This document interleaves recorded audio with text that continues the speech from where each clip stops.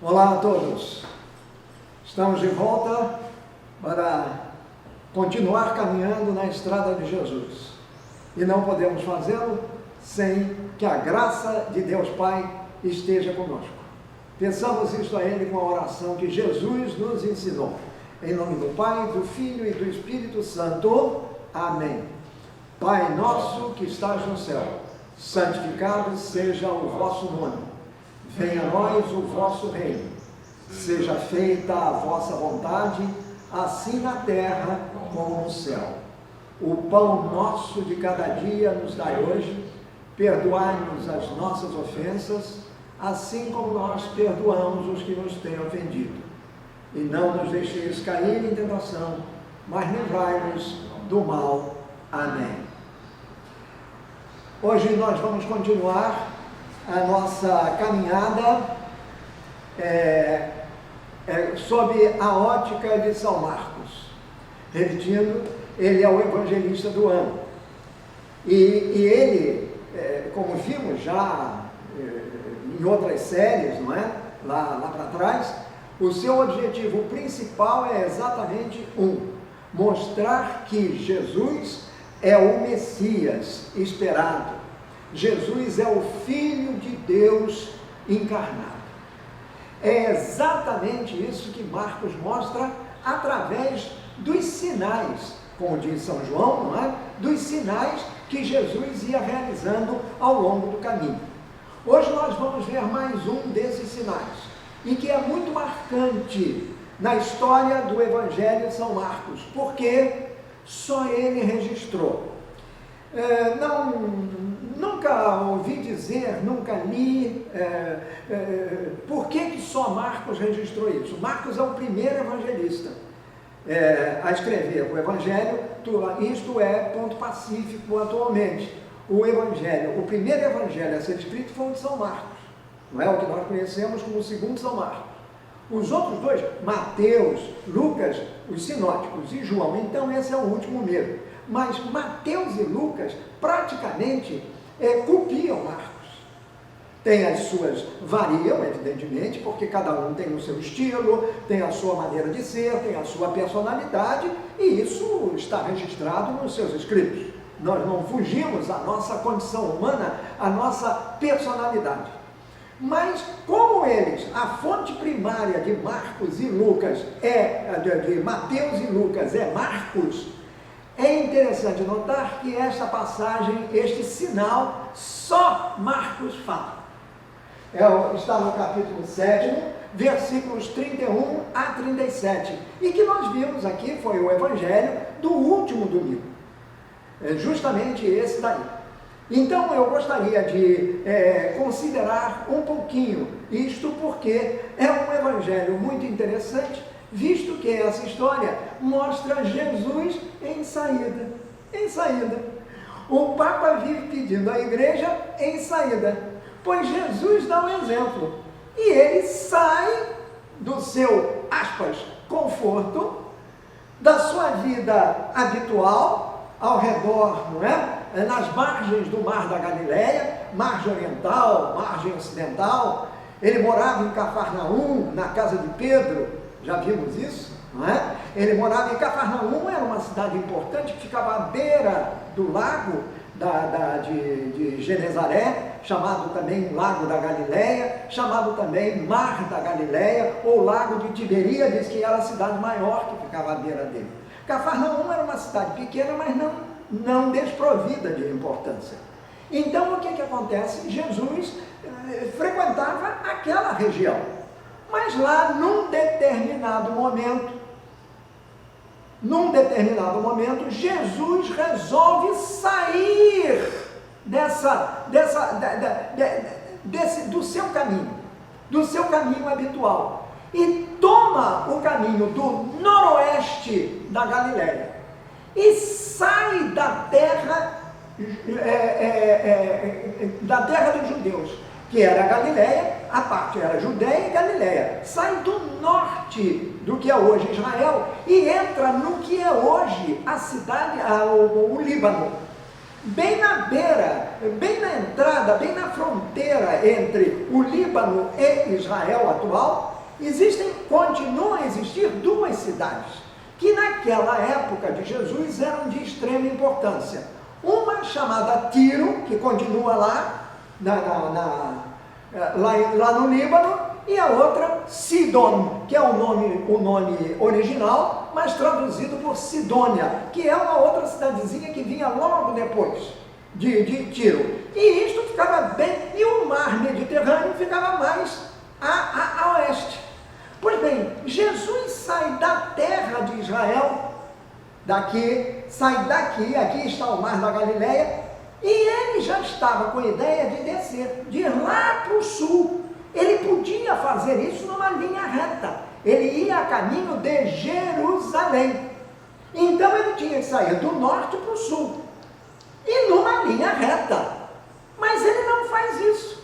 Surpreendentemente, o lago está aqui, o lago de Genezaré. Cafarnaum está aqui. Ao invés de tomar esse caminho para o sul, Jesus inflete para o norte. Sai para o norte e noroeste. E saindo da terra judaica, da terra dos judeus, da terra, no caso, dos galileus, que era território da Galileia, mas do estado de Israel, saindo dessa terra, ele entra numa outra terra, Tiro e Sidônia, que eram consideradas pagãs. O que para o judeu não estava em Israel, no Israel de hoje, era considerado estrangeiro, e estrangeiro era pagão, e pagão era impuro, e o impuro era pecador, e sendo tudo isso, não merecia a salvação que Deus havia prometido aos israelitas.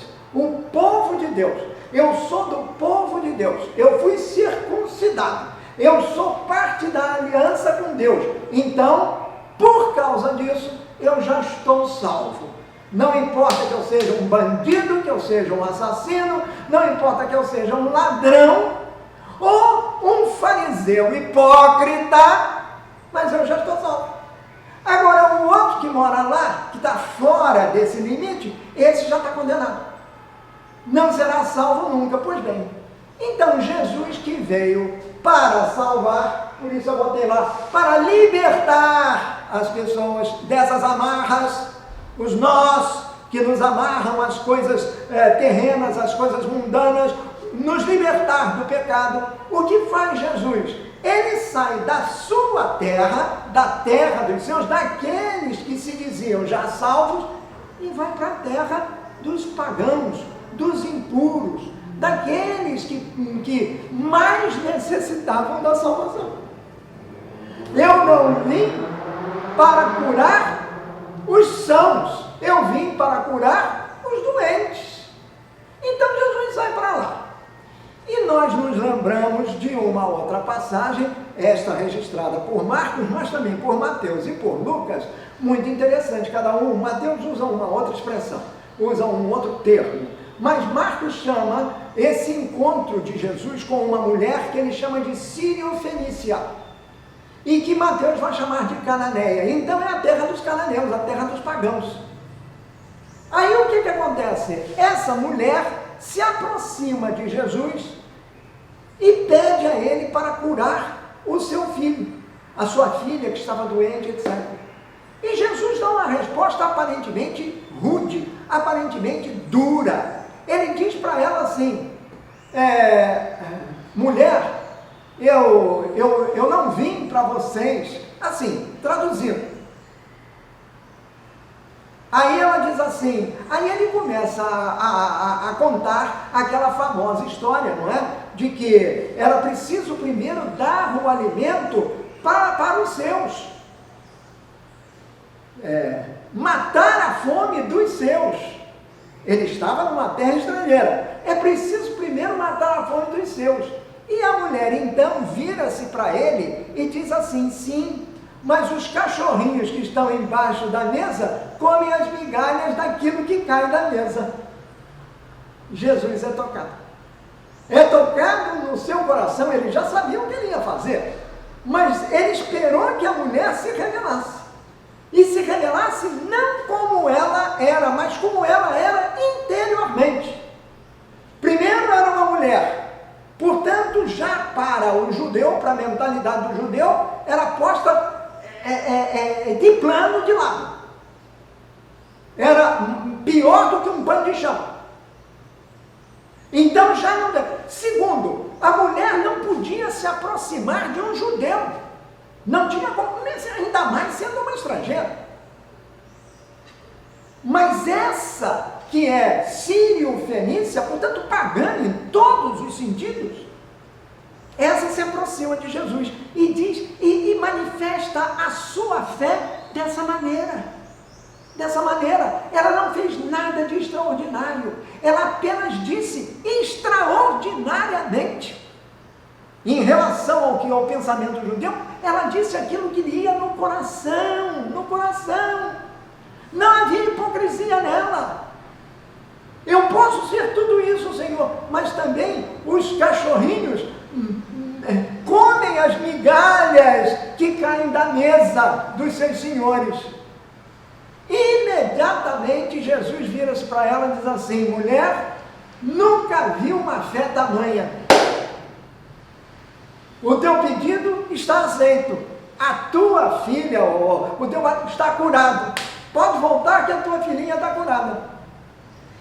Portanto, Jesus não apenas acolhe uma pagã, acolhe uma pessoa, um estrangeiro, que seria o pagão, o pecador, ele acolhe o pecador e não discrimina duplamente. Primeiro porque ela era mulher, segundo porque ela era pagã. E terceiro, ele permitiu que ela se aproximasse dele, ele não a repeliu, como os seus conterrâneos costumavam fazer. Obviamente, aqueles que eram os mais aquinhoados pela sorte, pela educação, pelo que fosse. Os famosos fariseus, os doutores da lei, os escribas. Esses rejeitavam tudo e toda e qualquer coisa que fosse contrária àquelas leis que eles haviam criado. Porque os mandamentos originalmente são 10. Mas nessa época de Jesus, eram 613 prescrições colocadas em cima dos 10 mandamentos. Ninguém podia cumpri-las, porque tinha que cumprir as 613 para ser salvo. Então ninguém estava salvo, só eles. Os fariseus, que eram fariseu, quer dizer, um homem justo, um homem bem, um homem de bem, um homem reto. Isso aqui, o homem separado dos outros fariseus, quer dizer, separado dos outros, porque eles cumprem as 613 prescrições, e nós não temos condições de cumprir. Claro que isso é um exagero, porque eu duvido que qualquer um daqueles fariseus cumprisse uma sequer daquelas 613 prescrições. Tanto isso é verdade que Jesus vai taxá-los de hipócritas, sepulcros caiados. Pregam aquilo que não cumprem, pregam aquilo que não praticam. Mas eram os doutores da lei, conheciam profundamente a lei, e Jesus ainda vai falar deles de uma maneira mais suave: fazei tudo o que eles vos disserem, mas não fazei nada do que eles fazem. Você tem a teoria e você tem a prática. Jesus veio para libertação. E ele libertou aquela mulher, aquela sírio-fenícia, aquela pagã, da amarra que ele tinha, que aprendia.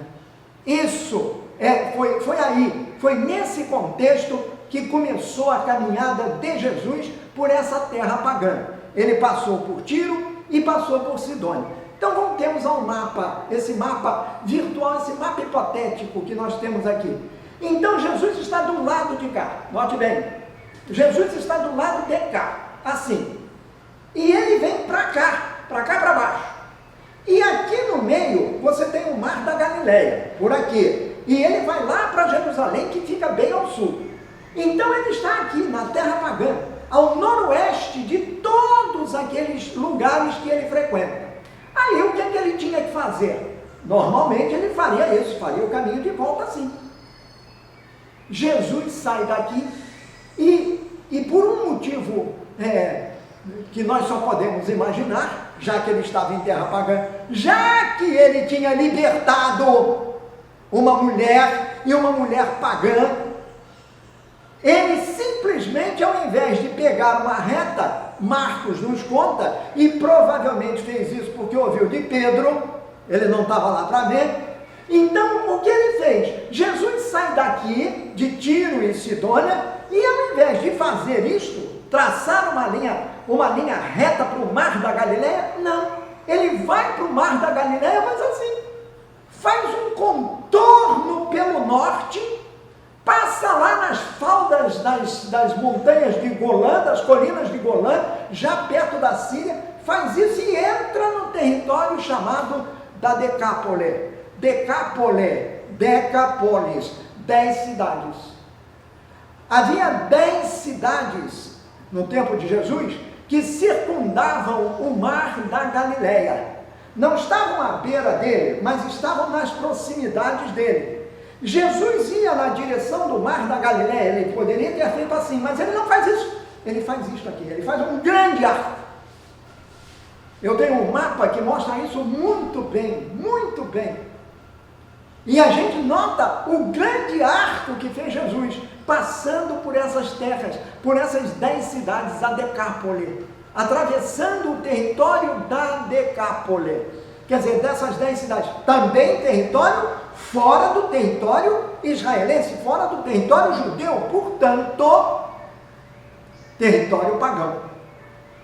Jesus entrou na terra pagã pelo noroeste, e depois, dando uma volta grande pelo norte, ele vai descendo para o leste, e daí para o sul, para o mar da Galileia. Mas para isso, ele tem que atravessar um território chamado Decápole, das 10 cidades pagãs, porque estavam fora das fronteiras de Israel.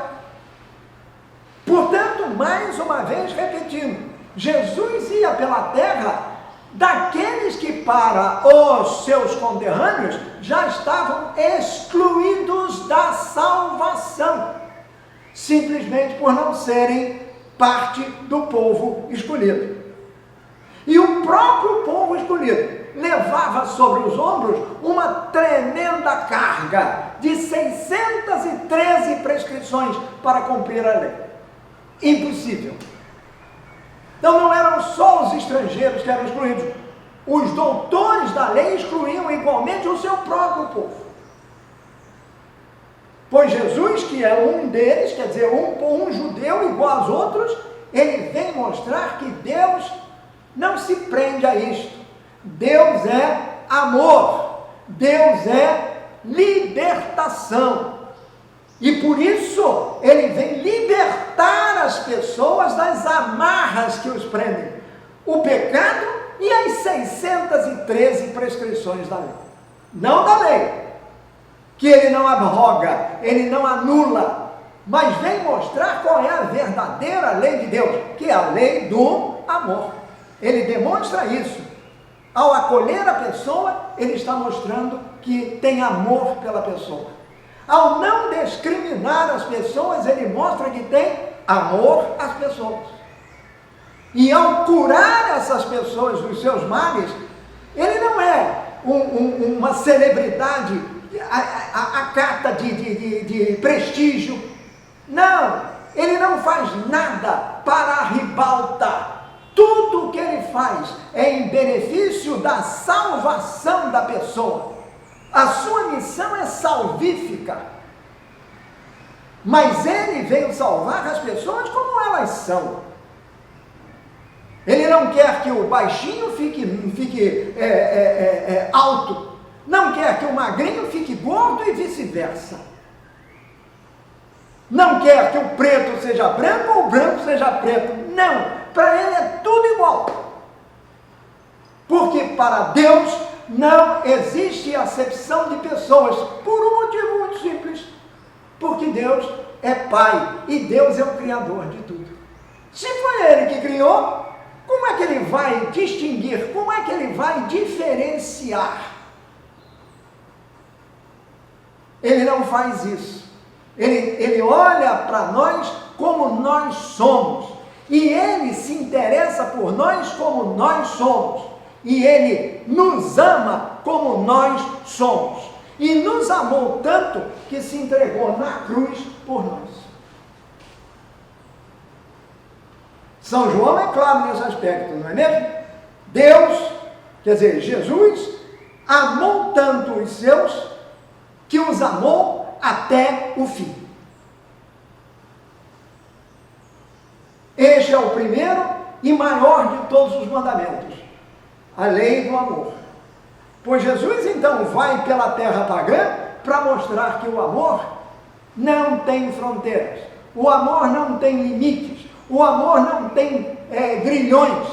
O amor é dado do fundo do coração para as pessoas que se mostram propensas a aceitá-lo e a dá-lo. Jesus nos dá o exemplo. Aceitou a mulher e agora vai pela Decápole. E é justamente aí na Decápole, Jesus em saída. Jesus sai daquele seu mundo e vai para um outro mundo. Um mundo real, um mundo concreto, um mundo palpável. E lá ele vai mostrar quem ele é. Veja bem, a Sírio-Fenícia dirigiu-se a ele. Foi a ele. Ela, uma pagã, reconhecia nele, não de viva voz, mas do fundo do coração.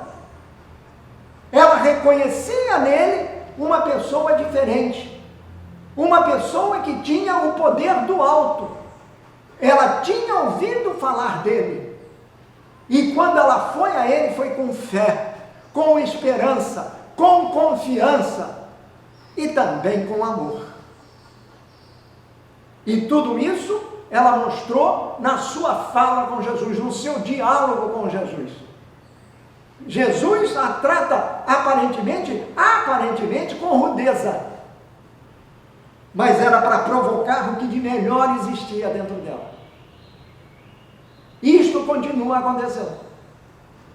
Quando nós quando damos uma topada no meio do caminho da nossa vida, Deus me abandonou. Deus não abandonou. Ele botou aquela pedra no teu caminho para que, dando a topada, você descobrisse que ele existe. A pandemia está aí para mostrar isso para a gente. É triste, é doloroso, é terrível, mas ela está aí. Muito bem. Jesus então caminha pela Decápole. E lá na Decápole acontece esse outro encontro. Esse encontro de Jesus com uma pessoa que o evangelista descreve como o surdo mudo. E é só Marcos que faz isso. Então, como é só Marcos que faz, vamos a ele, né? Para sabermos dele, da palavra dele, o que ele faz. Versículo número 31 do capítulo número 7. Vamos verificar isso aqui, do 31 ao 37. Verificar parte por parte do que acontece. Jesus saiu da região de Tiro e se passou por Sidônia e foi pela região da Decápole, na direção do lago da Galileia. Aqui é que eu disse que ele fez um detour. Ao invés de ir reto, ele deu uma volta tremenda.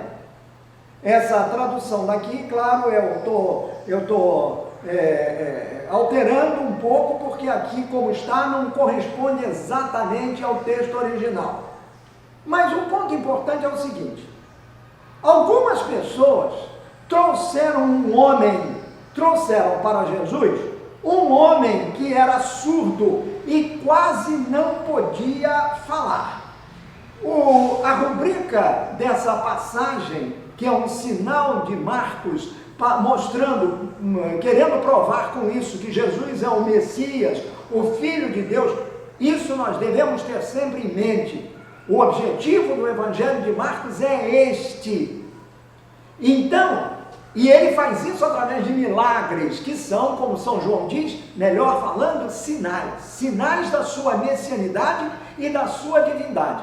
Pois bem, então note bem, aí esse homem apresentado como surdo, então ele é surdo. E ele mal consegue falar porque ele não ouve. Nós só falamos porque ouvimos. Por isso é que, como ele devia falar, não, ele devia arranhar algumas coisas. Ele não estava mudo porque ele não tinha capacidade de falar, não. Ele simplesmente falava com dificuldade, aí eu aceito. Mas falava com dificuldade quase nada. Porque ele era mudo, já que ele não ouvia, ele não sabia o que era. Mas não era cego. Não era cego. Então ele viu Jesus. É diferente daquele cego que não via Jesus. Escutava, quer dizer, ouvia, mas não via Jesus. Aqui esse via Jesus, a figura de Jesus, o homem Jesus diante dele. Mas ele não foi pelas pernas, quer dizer, com as pernas, por si, não. Ele foi levado. Ele foi conduzido a Jesus por um grupo de pessoas. Aí devemos considerar que essas pessoas se apiedavam dele, porque ele sendo surdo, mudo, a situação social dele ainda se complicava muito mais. Ele era um pária, era um descartado. Ele vivia das esmolas que lhe davam, provavelmente, devia ser um pedinte no meio do caminho.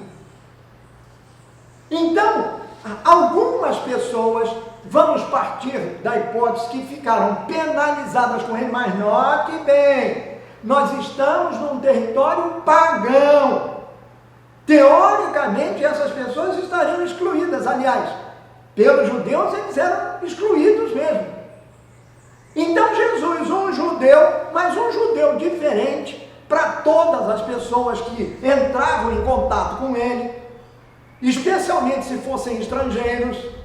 É isso que os evangelhos nos mostram. Então, o que Jesus faz? Jesus, indo por aquele caminho, levaram a Jesus. O texto diz que foram algumas pessoas, mas que saem do meio de uma multidão. É claro que essas pessoas, sabendo da aproximação de Jesus, foram atrás dele, porque a sua fama o precedia. Todo aquele território ao redor do lago da Galileia sabia dos milagres que ele havia operado lá, na beira do lago, das curas que ele vinha fazendo. Então, o que ele faz? Levaram este homem para ele. Quem sabe se ele não poderá te curar. Isto passou pela cabeça e pelo coração daquelas pessoas. Não foram muitos, foram alguns no meio de uma multidão. E notemos também que Jesus está acompanhado dos discípulos, no caso, os seus apóstolos, aqueles 12, estão com ele. Porque toda vez que acontece alguma coisa desse sentido, é para a edificação dos seus apóstolos. É para que eles saibam quem é Jesus, porque competirá aos apóstolos transmitir isso depois. Por isso é que Marcos colocou aqui. Marcos não estava lá, mas Pedro estava. E se Marcos é o único a contar, é porque Pedro insistiu que contasse. Então ele diz aqui que pediram a Jesus, era um surdo que quase não podia falar. Aí pediram a Jesus que pusesse a mão sobre ele. Veja bem, pusesse a mão sobre ele. Não fizesse nada assim de extraordinário. Não seria um espetáculo de mágica, por exemplo. Jesus não é um mago, não é um curandeiro, mas as pessoas reconhecem que o fato de ele colocar a mão sobre um doente é capaz de curar o doente. Quer dizer, ele só vem um resultado concreto, mas para curar é preciso que dentro a pessoa esteja disposta a isso.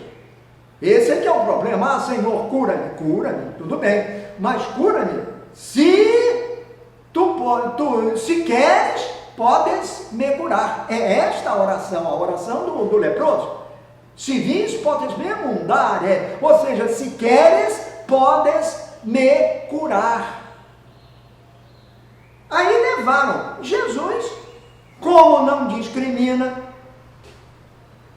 Jesus simplesmente faz uma coisa interessantíssima. Segundo Marcos, Jesus tirou o homem, o surdo, do meio da multidão. Jesus tira o surdo do meio da multidão. Jesus acolhe o surdo. Mas ao invés de ficar no meio daquela gente toda que estava lá por causa do espetáculo, Jesus, que não é uma celebridade, Jesus que não vive em cima do palco, Jesus que não dá bola para a ribalta, Jesus que não se importa com os holofotes em cima dele, Jesus tira a pessoa do meio da multidão. Tira a pessoa do meio da multidão. Por quê? Porque Jesus quer tratar com ele pessoalmente. Este homem vive no silêncio. Ele não ouve. Ele não ouve porque ele é surdo. O mundo para ele é um grande silêncio. Jesus o tira do meio da multidão barulhenta, do meio da multidão cacofônica, aquela multidão que fala sem parar. A multidão ele tira da gritaria da multidão. A multidão que esperava um desses milagres extraordinários. Ao fazer o camarada falar, simplesmente essa multidão iria explodir. Jesus não quer espetáculo, não veio para dar espetáculo. Ele salva não para se mostrar, não para se engrandecer, ele salva por salvar, porque essa é a sua missão. Ou seja, ele liberta do silêncio que afasta, esse tipo de silêncio, do silêncio que não deixa conhecer, não permite que se conheça Jesus. Por quê? Porque nós nos fechamos num silêncio para Deus, e Deus quer que nós tenhamos os nossos ouvidos bem abertos para ouvir o quê? A sua palavra. Jesus quer falar pessoalmente com o surdo. Quantas vezes nós, assistindo à missa, na hora da liturgia, no momento da liturgia da palavra, é a palavra de Deus, nós estamos, ou nós nos fazemos de surdos, porque não prestamos atenção a ela. Aí somos iguais a quaisquer surdos. Ou então, não estamos dando atenção, porque estamos preocupados com a conversinha lateral. Isso a gente vê nas nossas igrejas, infelizmente. Porque estão preocupados até com o celular. Quantas vezes eu tenho visto alguns irmãos nossos, na hora da homilia, antes disso, na hora da proclamação da palavra, olhando para o celular. Porque ele tocou naquele momento e o sujeito... Isso quando ele está no modo silencioso. Porque quando ele está funcionando mesmo, aí é uma barulheira na igreja, que atrapalha a quem está prestando atenção. Cuidado com o celular. O celular nos torna surdos à palavra de Deus.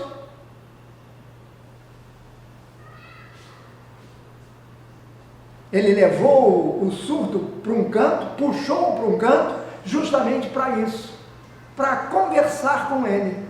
Mas como conversar com ele se o homem é surdo? O que o homem ia ouvir? Não ia ouvir nada, porque ele não conseguia ouvir. Ele não tinha o sentido da audição. Faltava-lhe o sentido da audição e, consequentemente, da fala. Jesus leva pessoalmente e se comunica com ele de uma maneira extraordinária. Ouçam bem, Jesus o tirou do meio da multidão e pôs os dedos nos ouvidos dele, tocou os ouvidos dele, os dedos, então assim, não foi um só não, foram os dedos. Aí diz assim, em seguida, primeiro tocou os ouvidos, é aí que eu vou entrar, em seguida, cuspiu nos dedos e colocou um pouco de saliva na língua do homem.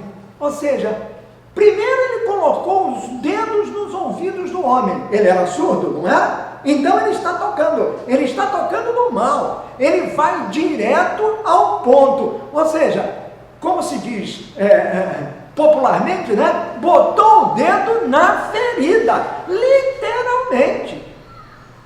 O homem estava ferido pela surdez.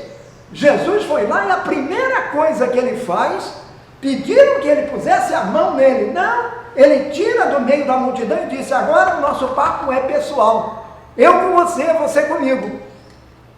E para que ele entendesse o que estava acontecendo, Jesus usa de um método didático, porque ele não ouvia, mas via o que Jesus estava fazendo, e ele viu quando Jesus tocou-lhe os ouvidos. Os dois, com os dedos, botou logo tudo, para receber toda a graça. Ele era surdo, até aí tudo bem. Botou, primeiro ele fez isso, é um gesto ritual. É o batismo. É como se ele estivesse batizando a pessoa. Batizando nele. Porque ele toca a pessoa, aquela pessoa, é para ele que ele está fazendo isso. Porque no fundo, embora o homem não pudesse expressar, talvez ele sentisse dentro de si aquela força interior que o fazia, que o colocava perto de Jesus, mas perto não só fisicamente, mas espiritualmente. Jesus toca no ouvido dele, como toca no nosso, por meio da palavra, meio da Bíblia.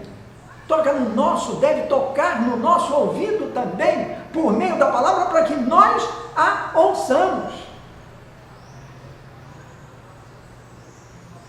O surdo percebeu o que ele estava fazendo. Depois Jesus cuspiu no dedo e depois de colocar a saliva dele, de Jesus, quer dizer, coisa particular dele, única, só ele tinha aquilo, ele foi e tocou na boca do indivíduo. Depois de cumprir estes gestos rituais, para que o surdo entendesse o que ele está fazendo. Você é surdo e eu toco nos teus ouvidos, que é por onde você ouve. E você não fala, eu toco na tua língua, que é por onde você fala. E aí Jesus pronuncia a famosa palavra, não é que é um verbo, efatá. Abre-te. Abre-te, efatá, abre-te, abre-te, quer dizer, abre-te, abre a boca, abre os ouvidos e ouve, abre a boca e fala, mas abre o teu coração para acolheres no fundo dele a minha palavra. É isso que Jesus nos fala toda vez que numa cerimônia litúrgica nós ouvimos a sua palavra, especialmente o Evangelho. Efatá, ele nos diz a todo momento, efatá, abre-te, abre-te, abre-te à verdade de Deus, abre-te ao amor de Deus, abre-te aos irmãos que são os destinatários do amor de Deus. Abre-te a mim, que te amo e te amo até o fim. Jesus vem e diz, efatá. Ele não disse isso só lá atrás, há 21 séculos. Não. Jesus diz isso para nós todos os dias, que nos colocamos diante dele no silêncio, não da nossa surdez, mas no silêncio da nossa oração. Porque antes de Jesus falar Efatá, ele olhou para o alto, quer dizer, dirigiu-se ao Pai, numa oração silenciosa, foi só olhar para o alto, e diz o texto que ele suspirou. Esse suspirar quer dizer, ele disse para o Pai: Pai, cura este meu irmão. E não há nada que Jesus peça ao Pai que ele não realiza.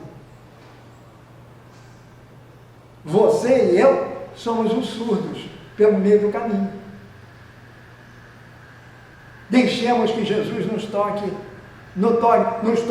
os ouvidos, nos toque os lábios, põe a sua saliva na nossa língua, na nossa boca, nos nossos lábios, para que nós também possamos, pela nossa força, abrir o coração, para que ele penetre nele.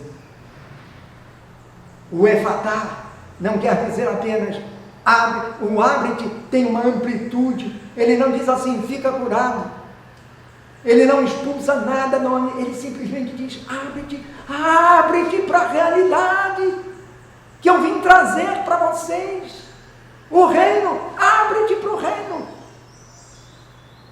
abre-te para a minha mensagem.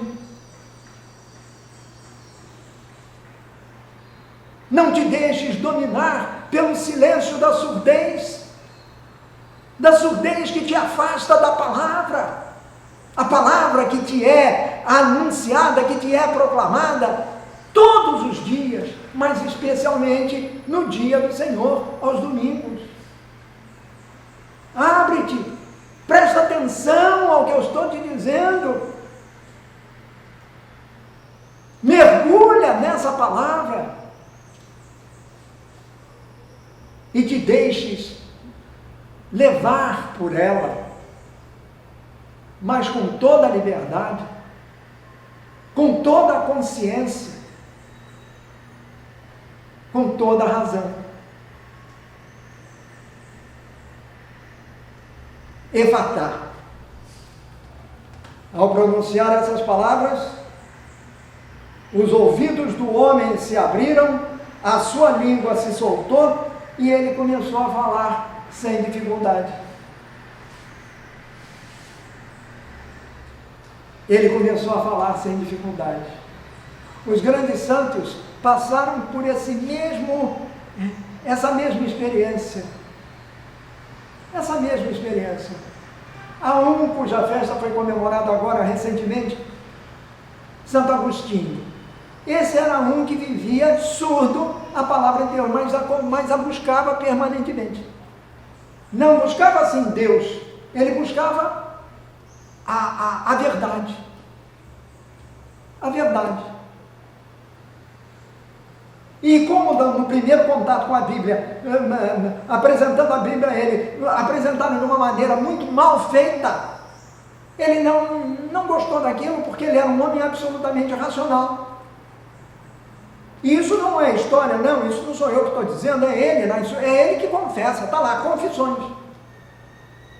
E ele conta o que aconteceu com ele. Ele foi buscar a verdade em todos em todas as filosofias conhecidas. Ele buscou na filosofia, ele buscou na vida mundana a verdade. Ele nunca deixou de procurar a verdade. E foram anos, muitos anos, que consumiram a boa parte da sua juventude, em que ele vivia uma vida inteiramente desregrada, voltada para aquelas ideias que o mundo lhe apresentava, porque ele estava em busca da verdade. Mas ele estava surdo. Até que um dia, a Bíblia, isso aqui, estava do lado dele. E ele já tinha lido, só que ele não confiava naquilo, aí ouviu assim, contado por ele. Alguém dizer para ele assim no fundo, ele estava olhando, aí ele viu a Bíblia do lado, e alguém dizer assim no fundo, tolet, quer dizer, pega, et legete, tolet et legete, ele ouviu em latim, tolet et legete, pega a Bíblia e lê. Ele ouviu aquilo, tá bom, não puxava nada, né? A Bíblia estava à mão, ele pegou e abriu a esmo. São Paulo aos Romanos, capítulo 13, versículo 13. São Paulo está falando do modus vivendi das pessoas. As pessoas que se deixavam dominar pelas coisas mundanas, que viviam uma vida desregrada, uma vida de luxúrias, uma vida de bebedeiras, uma vida totalmente dissipada. Quando ele leu aquilo, ele se descobriu nessa vida. Aí ele encontrou a verdade. Fechou aquilo e imediatamente correu para o bispo, que era Ambrósio, e disse para ele que queria ser batizado. O Ambrósio disse para ele, está bem, isso aconteceu mais ou menos no mês, igual ao nosso setembro. E ele foi batizado, sabe quando? Só em abril do ano seguinte. Levou 6 meses para ser batizado. Aqui, hoje em dia, se a pessoa é convidada para uma palestra sobre o batismo, já acha que é muito. Ficar 2 horas aqui ouvindo as coisas que precisam ser entendidas. Agostinho levou 6 meses se preparando para o batismo. E aí ele encontrou a verdade. Tolet et legete. Pega e lê. E ao abrir a esmo, em São Paulo, ele imediatamente descobriu que aquilo fora escrito para ele. Por quê? Porque ele estava com o coração aberto. O silêncio se rompeu. E ele achou a liberdade. Silêncio e libertação. Silêncio para ouvir a palavra de Deus. E libertação, ouvindo-a, colocando-a em prática. E foi assim que Jesus realizou mais esse milagre, ou operou mais este sinal. São Marcos, com isso, está querendo nos dizer mais uma vez que aquele homem chamado Jesus era verdadeiramente o Messias, assim deviam entender os circunstantes, e mais do que isso, entender os seus amigos mais íntimos, aqueles que ele chamou de apóstolos, ou seja, mensageiros desta boa nova. E como ele praticava esses atos que só Deus tinha o poder de realizar, então ele também era divino. Não era apenas humano, era um homem divino. Um divino que se fizera homem, para romper o silêncio da nossa insensatez, da nossa da nossa descrença, do nosso desinteresse pela palavra de Deus. Esta passagem bíblica, estamos no mês da Bíblia, e vamos então aproveitar esta série para vermos algumas dessas passagens. Ela tem uma importância capital hoje, quando a sociedade se encontra praticamente surda à palavra de Deus. Ela se faz de surda para a palavra de Deus. E se faz de surda porque vive no meio de uma cacofonia de vozes, todas elas desencontradas. Nem a história da Torre de Babel é igual. Eu acho que está pior, porque lá na hora da Torre de Babel não existia internet, não existia rede social. Mas aquilo lá era um aviso. Aí está, a sociedade se faz de surda para Deus. Tudo que Deus fala para a nossa sociedade de hoje é pré-científico. Então, não deve ser levado em consideração. Mas é a palavra daquele que criou tudo. Daquele que tudo fez. E tudo fez por amor. Mas hoje parece que o ódio substitui o amor. A divisão substitui a união. O respeito é substituído pelo desrespeito. A aceitação da pessoa é substituída pela colocação lá, pela discriminação. Sempre houve isso, sempre. Nós estamos aqui um exemplo disso. Lá no tempo de Jesus já era assim. Mas agora, como somos muito mais e somos diferentes, as pessoas então só aceitam aquele grupinho que é o deles. Não aceitam os outros. Não aceitam vozes diferentes, desde que respeitosas. Também é preciso levar isso em consideração. Jesus vem nos mostrar, nesta passagem de hoje, registrada por São Marcos, exatamente o oposto. Que a gente deve ter respeito pelas pessoas como elas são, acolhê-las. É isso aí. Acolheu a mulher, a Síria Fenícia, acolheu o surdo mudo, que era totalmente diferente, de uma terra diferente, não viu nele nenhum estrangeiro, não viu nele nenhum pagão, não viu nele nenhum pecador. Tudo isso ele sabe que é. Pecador, então, ele sabe mesmo. Mas não foi para os pecadores que ele veio. Eu não vim para condenar, eu vim para salvar. Efatá, abre-te. Quebra esse silêncio e aceita a salvação. Efatá. Jesus nos diz isso todos os dias. Quando no silêncio do nosso quarto, no silêncio do nosso ser interior, nós nos voltamos para Ele em oração. Jesus olhou para o alto e deu um suspiro. O olhar para o alto e suspirar quer dizer orar. Pai, atende este meu pedido por este meu irmão. Quebra o silêncio que o impede de ouvir a tua palavra, que eu transmito a eles. Quebra esse fechamento interior que o impede de falar, de cantar a tua glória, conhecendo tudo aquilo de bom que tu fazes por todos eles. Isso é Jesus falando com o Pai. Mas veja bem, longe de quê? Da multidão.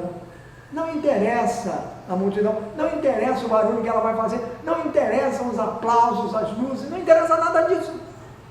Aquela pessoa é que tem interesse, é para aquele que eu tenho que falar. E é este surdo e mudo que eu vou fazer ouvir e vou fazer falar. E para isso o rito. No batismo, no nosso batismo, acontece o mesmo. Antigamente, hoje eu não sei não, mas antigamente o padre, o sacerdote que efetuava o batismo, dava um tapinha assim no ouvido da criança e pronunciava as mesmas palavras, efatá, abre-te. Quando a criança nasce, eu me lembro disso porque vi o meu irmão nascer, o meu irmão mais moço, o papai que era médico e realizou o parto de mamãe, mas ele me chamou para assistir, ele pegou o meu irmão assim pelas perninhas e deu-lhe um tapa assim no traseiro. Primeira coisa que ele fez foi se abrir, deu um berro, gritou, quer dizer, o ar saiu. Efatá! Se abre. Devo concluir. E devo concluir com a conclusão do próprio Evangelho.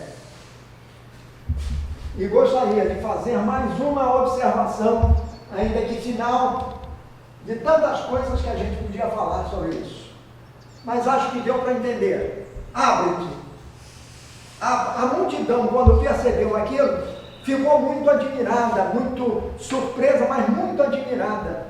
E expressou essa admiração nesta frase.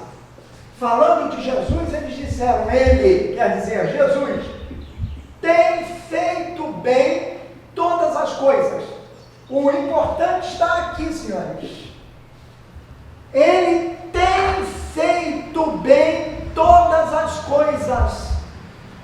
Quando a tradução nos mostra isso, ela está, o tempo verbal é um que nos leva a uma consideração importante. A maioria das traduções diz assim, ele fez bem todas as coisas. Não é isso o que diz o texto original em grego. Absolutamente. O texto original em grego diz exatamente essa tradução que está ali. Ele tem feito bem todas as coisas. E por que tem feito e não fez? Porque fez é uma ação que começou no passado e terminou no passado. Ao passo que tem feito, não. A ação começou no passado, mas continua acontecendo. E certamente continuará daqui para frente. Este presente perfeito, que é o nome desse tempo verbal, muito comum em inglês, mas também muito comum no português de Portugal, não é usado entre nós, no nosso português. Nós simplesmente substituímos o tem feito, essa indicação do tempo, que é fundamental. Por isso a gente diz tempo verbal, o verbo indica tempo, indica modo, indicação, mas o tempo é fundamental. Aconteceu lá atrás. Houve um tempo da minha vida que eu morei na Inglaterra. Morei, porque não moro mais. Passou. Agora, se eu estivesse lá, eu diria eu moro, sim, no tempo presente, mas estaria indicando moro agora. Mas eu já morei na Inglaterra durante alguns anos. Então eu usaria em inglês isso, eu tenho morado. Como dizem os portugueses. Onde moras? Em Lisboa. Sim, tenho morado cá desde que era pequeno. Tenho morado cá, ele não diz eu moro com um advérbio de tempo a seguir, desde que eu era pequeno. Desde que eu era pequeno eu já sou um burro velho, então é esse tempo todo que tem que ser considerado. E certamente haverei de continuar vivendo. Então Jesus, ele tem feito bem todas as coisas, desde sempre, desde lá do passado. Ele curou aquele surdo mudo, mas ele não me cura também. E me cura também hoje. Portanto, ele tem feito bem todas as coisas. Porque quantas vezes eu tenho ouvido na leitura do Evangelho, minha pessoal, ouvindo a proclamação do Evangelho, nas celebrações litúrgicas, em todos os meus encontros bíblicos, tudo que eu tenho ouvido é o seguinte: Jesus dizer, efatá. Quebra o silêncio e liberta. Ele tem feito bem todas as coisas. E sabe por que ele tem feito bem todas as coisas? Porque ele quer salvar. Continua querendo. E como ele me chama pessoalmente, ele diz para mim, efatá, abre-te a minha palavra. abre-te não apenas nos ouvidos, mas especialmente no coração, para que ouvindo, tu acolhas no coração, e uma vez revestindo-te da palavra, vai pelo mundo e espalha a boa notícia, que é o Evangelho. Não é isso que nós temos feito? Olha aí, temos feito ao longo desses 27 anos. Não é fizemos, nós continuamos a fazer e com a graça de Deus continuaremos, na esperança de que algum dia a gente possa voltar a se encontrar presencialmente. Mas por enquanto, mesmo que continue assim, ótimo.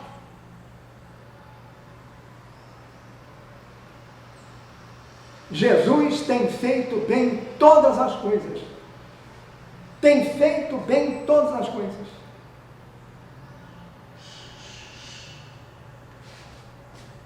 E por isso, ele diz: não feches o teu coração. Ouve sempre a minha palavra, e tu ficarás curado de todos os impedimentos que não te permitem ouvir a minha palavra, efatá. Portanto, abre-te. Eu te quero bem aberto, de corpo, quer dizer, mente, mas especialmente de espírito, de coração, para que, revestido da minha palavra, você possa ser aquilo que eu sou e que tenho sido sempre em você.